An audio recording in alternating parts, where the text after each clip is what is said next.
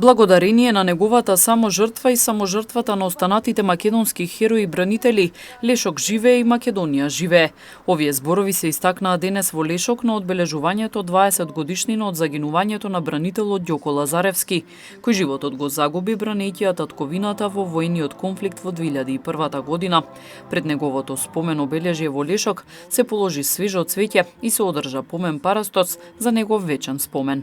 Еве, како и секоја година, така и оваа се собравме да го одбележиме неговиот спомен, пред се молитвено, бидејќи за црквата не постојат граници меѓу мртвите и живите, во Господа сме сите живи, и како вели апостол Павле, умираме ли живееме, Господови сме, па така и душата на нашиот брат Ѓоко е жива и затоа ние го правиме овој молитвен помен, за Бог според нашата љубов да му испрати нему божествена утеха.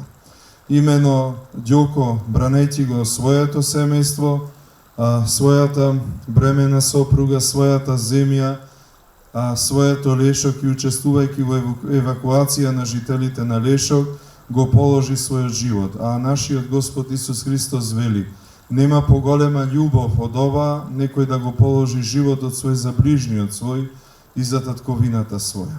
Нека нивните неговата жртва и жртвата на сите оние кои што го дадоа својот живот биде камен, нивната крв нека биде камен темелник врз кој ќе се изградува нашата земја Македонија кон просперитет, кон подобра иднина и она што е најбитно за нас во црквата, кон соборно покаяние и кон враќање во животот на црквата.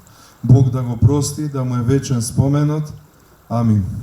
Чест на загинатиот бранител му оддадоа представници на политички партии, Арама, од Сојузот на воени инвалиди, Тетово Охрид Куманово, местна заедница Лешок, повеќе организации и здруженија, како и членовите на неговото семејство и пријатели.